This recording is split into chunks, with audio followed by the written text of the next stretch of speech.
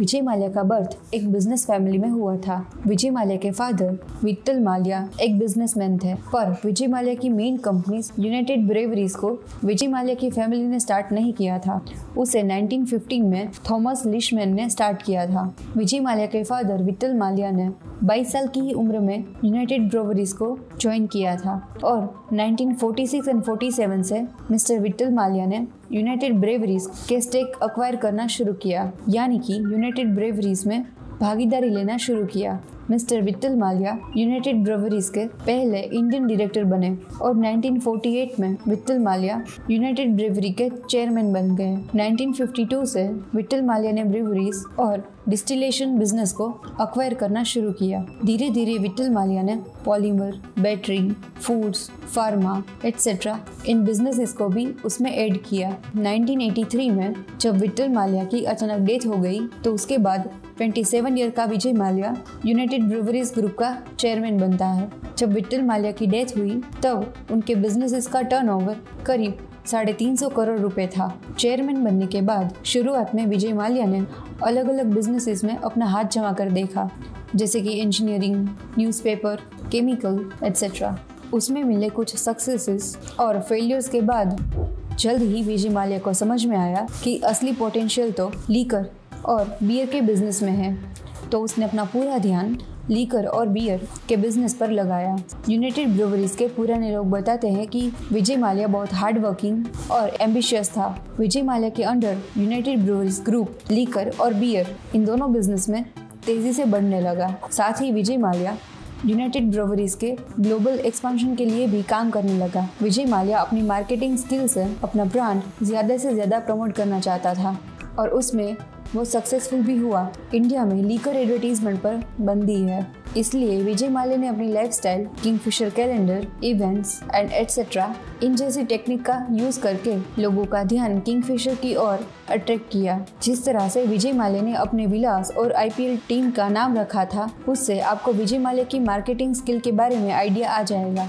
मार्च 2005 में United breweries group दुनिया का second largest liquor maker group बना। फोर्ब्स के अनुसार 2007 में विजय माल्या इंडिया का 40th रिचेस्ट पर्सन था और कई सालों तक विजय माल्या फोर्ब्स के लिस्ट में इंडिया के टॉप 100 रिचेस्ट पर्सन में रहा। अपने बिजनेस इंटेलिजेंस और हार्ड वर्क से विजय माल्या ने यूनाइटेड ब्रेवरीज को एक बहुत बड़ा बिजनेस बना दिया था। विजय माल्या की इस सक्सेस के चलते साउथर्न कैलिफोर्निया यूनिवर्सिटी ने विजय माल्या को बिजनेस एडमिनिस्ट्रेशन में डॉक्टरेट की डिग्री दी। विजय माल्या को फ्रांस का हाईएस्ट सिविलियन अवार्ड भी मिला है। 2005 में विजय माल्या ने अपने सन सिद्धार्थ माल्या के 18th बर्थडे पर किंगफिशर एयरलाइंस लॉन्च की। एयरलाइन बिजनेस एक बहुत ही कैपिटल इंटेंसिव बिजनेस है, जिसे चलाने के लिए बहुत ज्यादा कैपिटल लगता है, पर विजय माल्या हवाई सफर को लग्जरियस और आलीशान बनाना चाहता था। विजय माल्या ने ट्रैवलर्स को लग्जरियस फैसिलिटी प्रोवाइड करी और अपने सारे स्टाफ को बता दिया कि सारे ट्रैवलर्स को एज अ गेस्ट रखें। विजय माल्या ने किंगफिशर एयरलाइंस के ट्रैवलर्स के सेटिस्फेक्शन पर पूरा ध्यान दिया। ट्रैवलर्स को भी किंगफिशर एयरलाइंस का ये यूनिक अंदाज पसंद आया और किंगफिशर एयरलाइंस तेजी से ग्रो होने लगी। जल्द ही इंडिया के 25% से ज्यादा डोमेस्टिक ट्रैवलर्स किंगफिशर एयरलाइंस से ट्रैवल करने लगे और किंगफिशर एयरलाइंस इंडिया की नंबर 2 एयरलाइन बन गई। फिर भी किंगफिशर एयरलाइंस अभी तक प्रॉफिटेबल नहीं थी। किंगफिशर एयरलाइन की शुरुआती सक्सेस के बाद 2007 में विजय माल्या ने किंगफिशर एयरलाइंस की इंटरनेशनल फ्लाइट शुरू करने का फैसला किया, पर इंटरनेशनल ऑपरेशन शुरू करने की ये कंडीशन थी कि वो एयरलाइन कम से कम 5 साल पहले शुरू हुई हो, पर किंगफिशर एयरलाइन को स्टार्ट हुए अब बस 2 ही साल हुए थे। तो इस कंडीशन को फुलफिल करने के लिए विजय माल्या ने एयर डेक्कन को खरीदा, जो कि 4 साल पुरानी कंपनी थी और अब बंद पड़ने की कगार पर थी। तो उसे बाय करने के बाद इंटरनेशनल ऑपरेशन शुरू करने के लिए विजय माल्या को अब बस 1 ही साल रुकना था। किंगफिशर एयरलाइंस पर बहुत सारा डेब्ट यानी कि कर्ज था और कंपनी अभी तक प्रॉफिटेबल भी नहीं हुई थी और अब एयर डेक्कन बाय करने के बाद किंगफिशर एयरलाइंस का डेब्ट और भी ज्यादा बढ़ गया। किंगफिशर एयरलाइंस बहुत ही लग्जरियस एयरलाइन कंपनी थी और किंगफिशर एयरलाइन मतलब लग्जरी, ये एक इक्वेशन बन चुका था। किंगफिशर एयरलाइन की लग्जरियस सर्विस की वजह से उसकी टिकट प्राइस भी बहुत ज्यादा थी। वही एयर डेक्कन एक लो कॉस्ट एयरलाइन कंपनी थी। विजय माल्या ने एयर डेक्कन का नाम बदलकर किंगफिशर रेड रख दिया, जिससे उन्हें किंगफिशर का ब्रांड मिल गया और उसकी प्राइसेस भी कम रखी गई। पर विजय माल्या को ऑर्डिनरी चीजें पसंद ही नहीं थी, इसलिए विजय माल्या किंगफिशर रेड में भी धीरे धीरे लग्जरियस सर्विसेज प्रोवाइड करने लगा, जिससे ट्रैवलर्स को कम प्राइस में अच्छी सर्विसेज मिलने लगी। इसके बाद किंगफिशर एयरलाइंस के कस्टमर भी किंगफिशर रेड से ट्रैवल करने लगे, क्योंकि उन्हें उन दोनों की सर्विसेज में ज्यादा कुछ फर्क नहीं दिख रहा था और किंगफिशर रेड की टिकट प्राइस किंगफिशर एयरलाइन से कम थी, इसलिए ट्रैवलर्स किंगफिशर रेड को ही चुनने लगे। अब इन स्पेशल सर्विसेज की वजह से किंगफिशर रेड के रेट्स भी बढ़ने लगे और फिर ट्रैवलर्स किसी कम प्राइस वाली एयरलाइंस को चुनने लगे। At the same time crude oil के रेट्स भी बहुत तेजी से बढ़ने लगे थे और $140 पर बैरल तक पहुंच गए। रुपये की वैल्यू भी कम होने लगी और रिसेशन भी आ गया था। इन सभी रीजंस की वजह से किंगफिशर एयरलाइंस के प्रॉब्लम्स और भी ज्यादा बढ़ गए। विजय माल्या ने किंगफिशर एयरलाइंस का डोमेस्टिक ऑपरेशन प्रॉफिटेबल होने के पहले ही इंटरनेशनल ऑपरेशन शुरू कर दिया, जबकि इंटरनेशनल ऑपरेशन के लिए बहुत ज्यादा कैपिटल लगता है और यहाँ कंपटीशन भी बहुत ज्यादा होती है, जिससे किंगफिशर एयरलाइन के एक्सपेंसेस बहुत ही ज्यादा बढ़ने लगे। इनकम कम थी और एक्सपेंसेस बहुत ही ज्यादा हो रहा था। विजय माल्या ने कुछ ऐसे इंटरनेशनल रूट्स पर फ्लाइट रखी थी जहाँ पर बहुत कम एयरलाइंस सर्विसेज देती थी, पर विजय माल्या का ये प्लान भी अनसक्सेसफुल रहा। विजय माल्या ने किंगफिशर की प्रॉफिटेबिलिटी से ज्यादा उसके एक्सपांशन पर ध्यान दिया था और जब एक्सपांशन प्लान फेल हुए तो किंगफिशर एयरलाइंस के लॉसेस इतने ज्यादा बढ़ गए कि किंगफिशर एयरलाइंस उससे कभी उभर ही नहीं पाई। जब चीजें हाथ से बाहर जाने लगी तब विजय माल्या फॉरेन इन्वेस्टर को अप्रोच करने लगे। तब इतिहाद एयरवेज किंगफिशर एयरलाइंस में इन्वेस्ट करने के लिए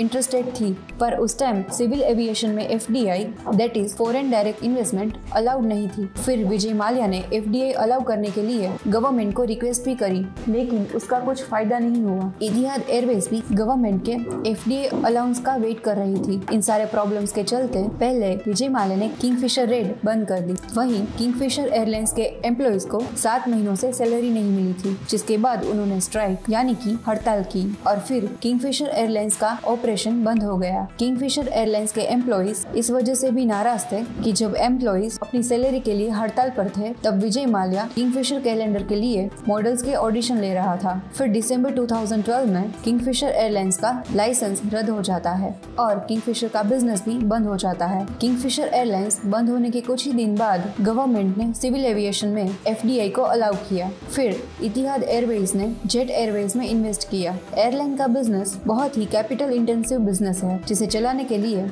विजय माल्या ने बहुत ही ज्यादा लोन लिया था। विजय माल्या अपने प्लान पर कॉन्फिडेंट था, इसलिए उसने किंगफिशर एयरलाइंस के कुछ 1500 करोड़ के लोन के लिए पर्सनल गारंटी दी थी। पर जब किंगफिशर एयरलाइंस बंद हो गई तो किंगफिशर एयरलाइंस पर जो करीब 9000 करोड़ का लोन था उसे वो चुका नहीं पाई और बाद में विजय माल्या ने वो लोन नहीं चुकाया। लोन का सेटलमेंट करने के लिए विजय माल्या और बैंक्स के बीच कुछ मीटिंग हुई थी। किंगफिशर एयरलाइंस पर करीब 9000 करोड़ का डेब्ट था, जिसमें से विजय माल्या बैंक्स को लोन का प्रिंसिपल अमाउंट 6600 करोड़ देने के लिए रेडी था, पर बैंक्स ने वो ऑफर रिजेक्ट कर दी। मार्च 2016 में विजय माल्या ब्रिटेन भाग जाता है और आज विजय माल्या करीब 9000 करोड़ लोन के डिफॉल्ट के केस में वांटेड है। बैंक्स ने भी प्रॉपर ड्यू डिलिजेंस के बिना किंगफिशर एयरलाइंस को बड़े बड़े लोन सैंक्शन किए थे। जब किंगफिशर एयरलाइंस बहुत खराब कंडीशन से गुजर रही थी तब भी पब्लिक सेक्टर बैंक IDBI ने किंगफिशर एयरलाइंस को करीब 900 करोड़ का